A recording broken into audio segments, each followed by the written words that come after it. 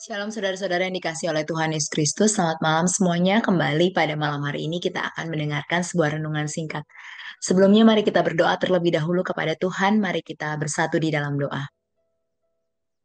Allah Bapa yang tidak pernah meninggalkan kami, yang selalu memimpin setiap langkah hidup kami.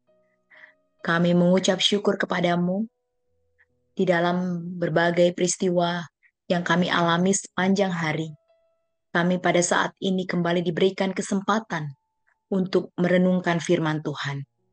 Dan biarlah kiranya firman Tuhan boleh terus menetap ada di dalam hati dan pikiran kami. Sehingga setiap hal yang kami putuskan, setiap hal yang kami lakukan, boleh seturut dengan kehendak-Mu saja, sesuai dengan firman-Mu. Dan pakai setiap alat yang kami gunakan pada saat ini, sinyal yang ada, dimanapun kami berada, biarlah ini pun juga dapat menolong kami, supaya kami pun juga dapat memahami secara baik dan benar akan firman Tuhan. Di dalam nama Tuhan Yesus Kristus, kami menaikkan doa ini. Amin.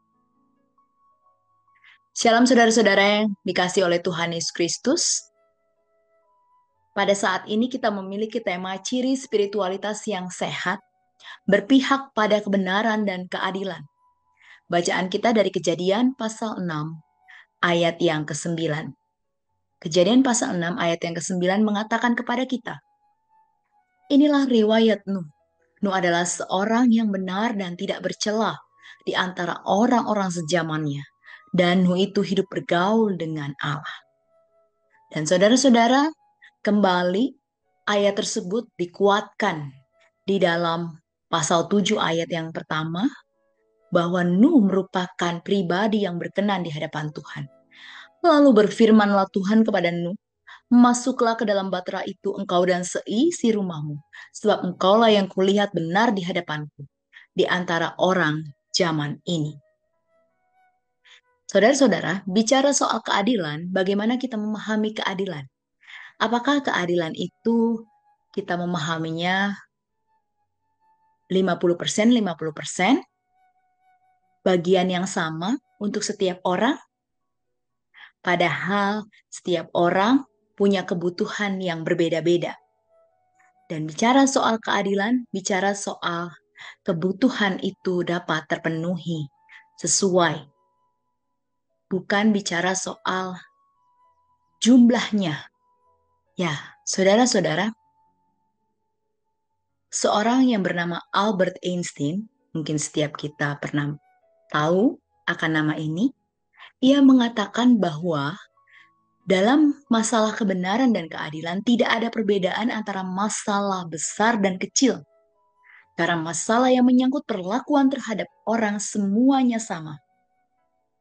Ya, saudara-saudara, bicara kebenaran dan keadilan, tidak ada yang dianggap terlalu besar ataupun terlalu kecil.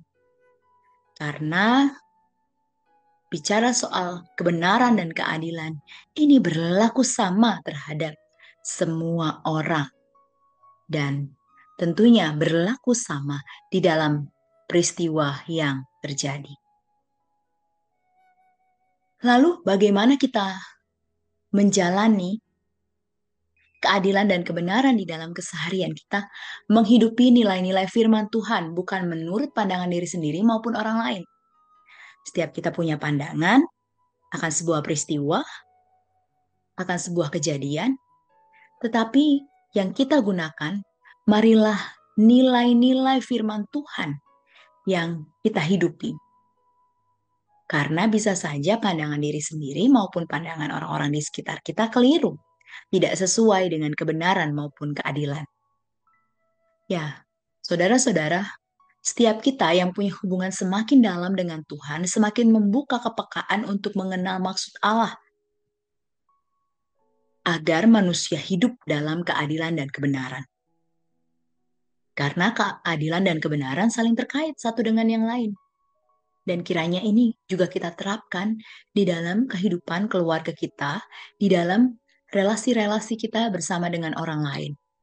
Kita menjunjung tinggi keadilan dan kebenaran. Kita tidak jatuh pada namanya kemunafikan. Kita tidak jatuh pada namanya kebohongan-kebohongan yang bisa semakin menjerumuskan kita ke dalam dosa. Kiranya Tuhan boleh terus menolong kita dan memampukan kita supaya kita menghidupi nilai-nilai firman Tuhan, supaya kita dapat berjalan di dalam keadilan dan kebenaran, dimanapun Tuhan tempatkan kita, dengan siapapun kita berelasi. Amin. Mari kita kembali berdoa kepada Tuhan. Allah Bapa, di tengah segala keterbatasan dan kelemahan kami, jadikan kami pribadi yang menjunjung tinggi nilai-nilai firman Tuhan, sehingga kami pun juga dapat ditolong oleh kuasa Roh Kudus-Mu di dalam menjalani keadilan dan kebenaran. Dikala mungkin bagi orang-orang di sekitar kami menjadi asing, kami menjadi tidak biasa. Tetapi biarlah semuanya itu boleh ada pada kami, karena yang terutama adalah hidup sesuai dengan firman Tuhan.